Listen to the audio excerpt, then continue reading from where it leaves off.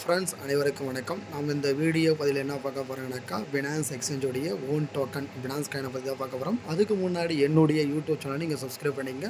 வாங்க வீடியோக்குள்ளே போகலாம். இப்போ பார்த்தீங்கன்னாக்கா, பினான்ஸ் காயினுடைய லைவ் ட்ரேட் மார்க்கெட் வந்து எவ்வளோ ட்ரேட் நடக்குதுன்னு பார்த்தீங்கன்னாக்கா, $983 வந்து ட்ரேட் நடந்துகிட்ருக்கு. ஓகேங்களா, ஐஎன்ஆரில் சொல்லணுன்னாக்கா $86,600. ஓகேங்களா, கிட்டத்தட்ட ஒரு $14,000 கம்மியாக $1,00,000 ஒரு காயின் வந்து ட்ரேட் வந்து போயிட்டுருக்கு. ஓகேங்களா, இந்த காயினை பற்றி நான் வந்து கிட்டத்தட்ட ஒரு 15 மாதத்துக்கு முன்னாடி என்னுடைய யூடியூப் சேனலில் வந்து நான் வீடியோவாக போட்டேன்.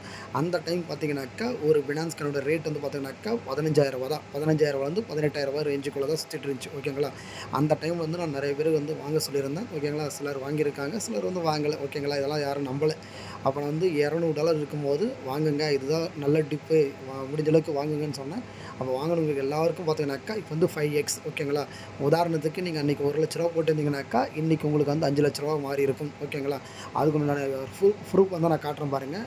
என்னுடைய யூடியூப் சேனலில் ஜஸ்ட் அப்படியே பாருங்கள். இங்கே பாருங்கள், இது என்னுடைய யுவர் வீடியோஸ். ஓகேங்களா, இதில் பார்த்தீங்கன்னா உங்களுக்கு தெரியும். இங்கே பாருங்கள், இந்த பிஎன்பி ப்ரைஸ் ப்ரெடிக்ஷன் $200 to $800. ஓகேங்களா, எவ்வளோ வருஷத்துக்கு மேலே போட்டிருக்கேன்? 1 இயருக்கு முன்னாடி நான் வந்து போட்டிருக்கேன். கிட்டத்தட்ட சொல்ல போனாக்கா ஒரு 15 மாதத்துக்கு முன்னாடி நான் வந்து இந்த பினான்ஸ் காயினுடைய ப்ரைஸ் ப்ரெடிக்ஷன் வந்து நான் போட்டிருந்தேன் என்னோடய யூடியூப் சேனலில்.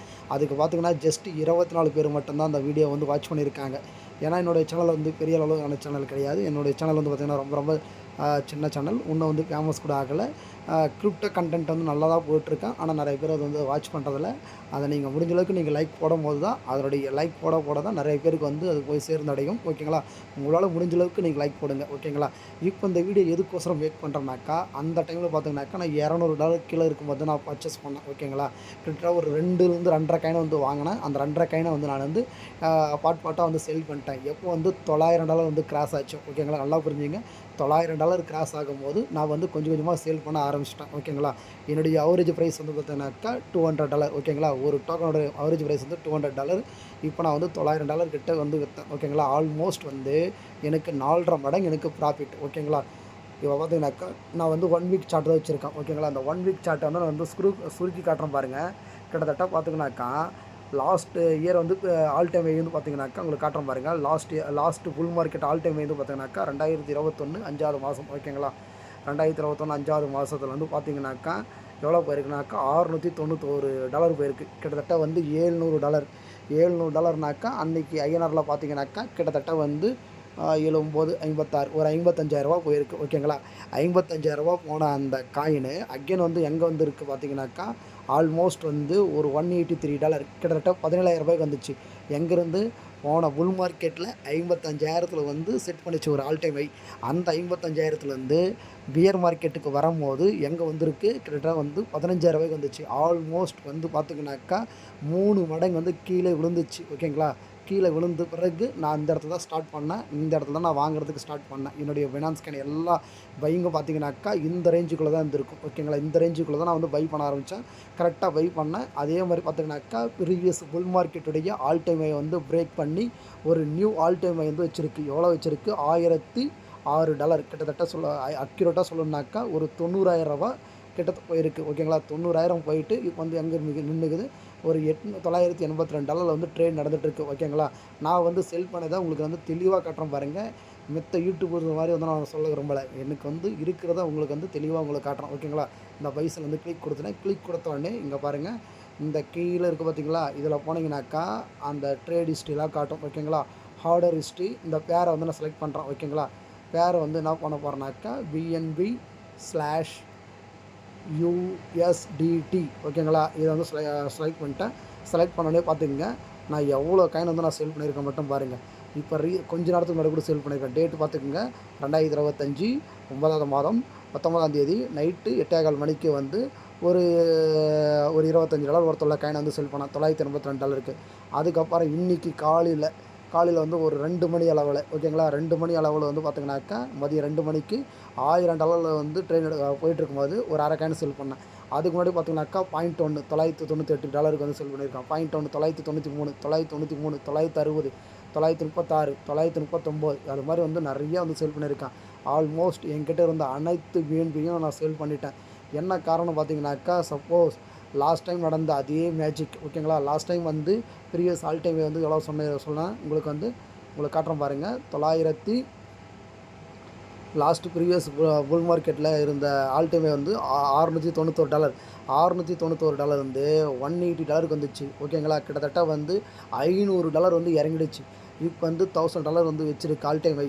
இங்கேருந்து மேபி ஒரு அந்த லாஸ்ட் டைம் நடந்த மாதிரி ஒரு 60% கீழே டவுன் ஆனாக்கா ஆல்மோஸ்ட் திருப்பி $400 கூட வரலாம்.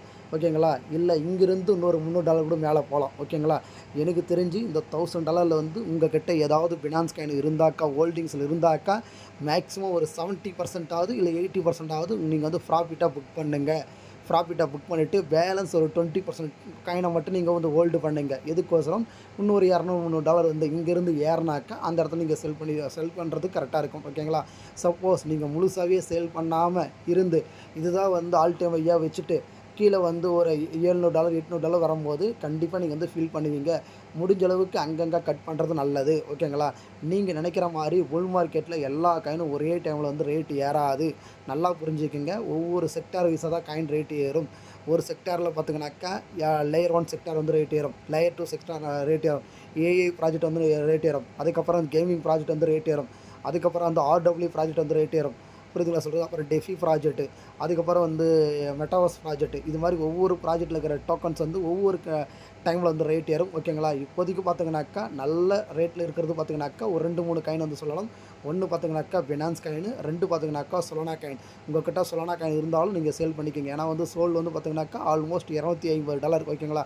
இதுக்கு முன்னாடி வந்து ஒரு $300 கிட்ட போயிருக்கு. இருந்தாலும் 250ன்றது ஒரு நல்ல ரேட்டு. ஓகேங்களா?